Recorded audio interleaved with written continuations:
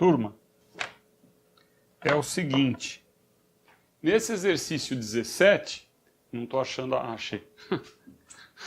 Nesse exercício 17, você tem aqui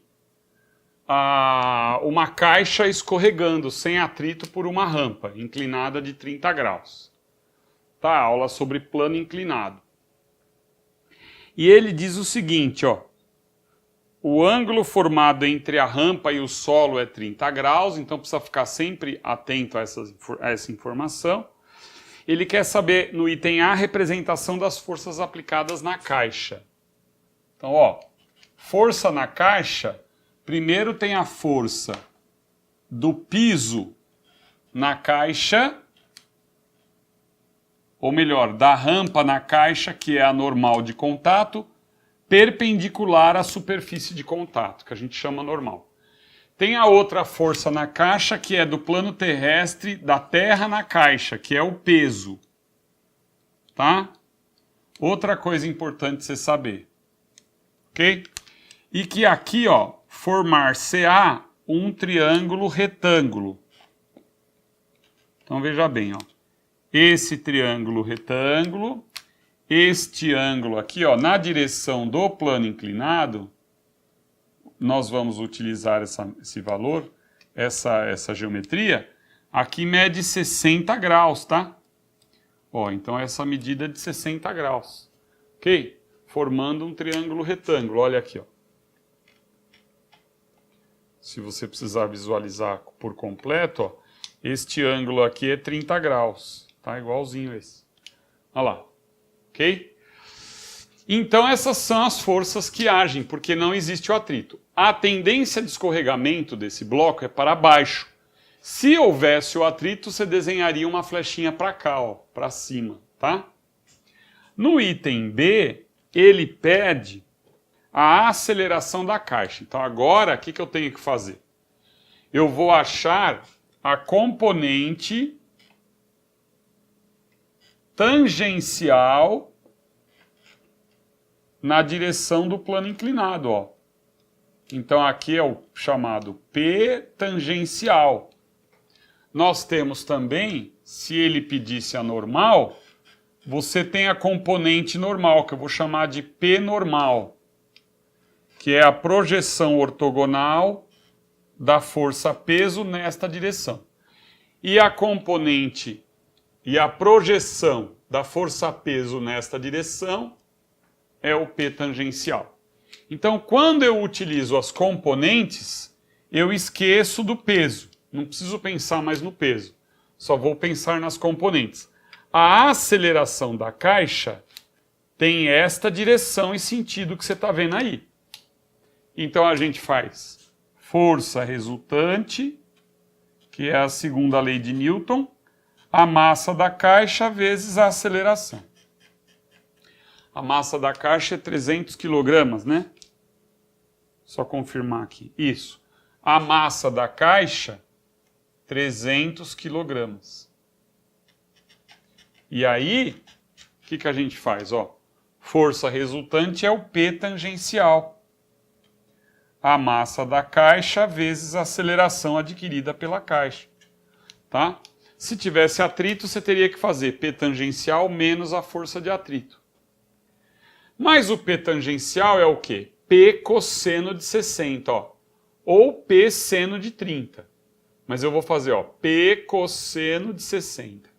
Então, nós temos P vezes cosseno de 60. Repare que muitos professores utilizam este ângulo aqui, ó. E aí você teria o P seno de 30. Tanto faz. Então, a massa vezes a aceleração. Sabemos que o peso é mg. Então, eu escrevo mg vezes cosseno de 60 igual a m vezes a. Então, aqui nós vamos simplificar a massa. Aqui, mais uma vez, a aceleração de queda num plano liso não depende da massa. Então, o G, ele utilizou 10. Se ele não falou nada, então você adota 10 metros por segundo ao quadrado. Cosseno de 60 graus é meio. Então a aceleração resulta 5 metros por segundo ao quadrado. Isto é, para que serve o plano inclinado está explicado aqui. Você diminuindo a aceleração, você facilita o transporte da mercadoria. Porque você diminuiu a aceleração. Não é verdade? Transportar uma mercadoria na vertical está sob a gravidade 10. Transportar a mercadoria num plano inclinado, a aceleração 5. E a faca, por exemplo, se você parar para pensar, a faca ela possui o plano inclinado. Isso daqui é uma faca visto de frente. O plano inclinado facilita o corte, porque também divide a força, né? Então você tem a divisão da força e você facilita o corte.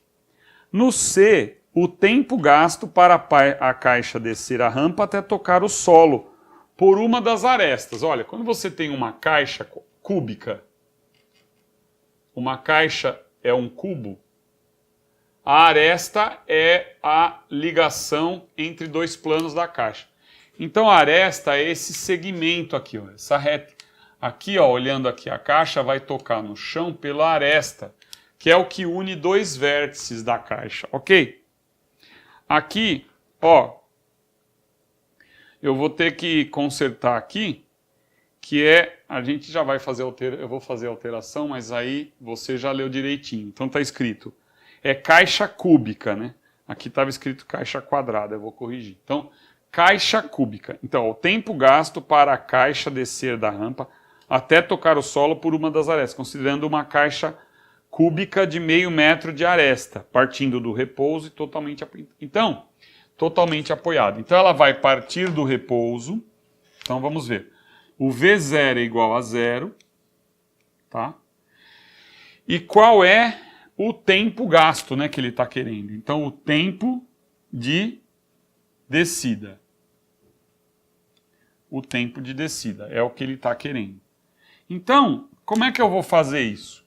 Bom, a caixa, primeiro eu tenho que saber que ela vai percorrer, se toda a rampa mede 4 e a aresta mede meio, a aresta mede meio metro, esta aresta aqui, ela vai tocar o chão aqui. Então ela percorreu 3,5 metros.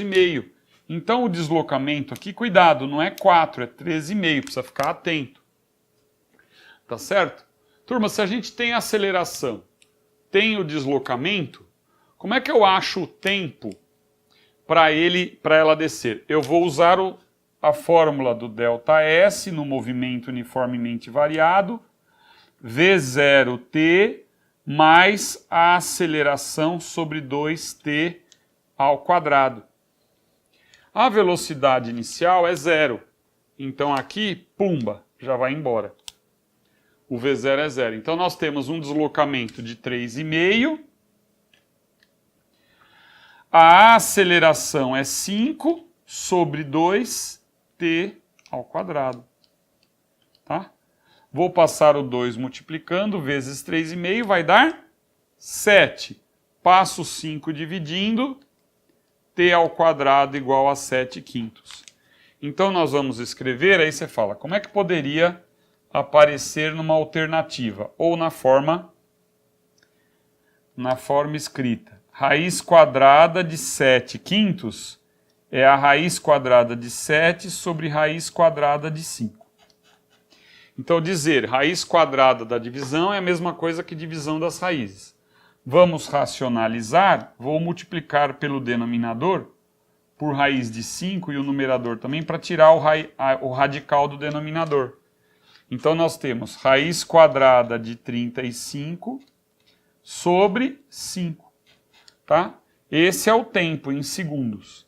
Se você quiser o valor aproximado, você pode considerar o raiz de 35 como aproximadamente raiz quadrada de 36, que é 6. Aí o resultado daria 6/5. Tá? Então esse é o tempo de descida da caixa.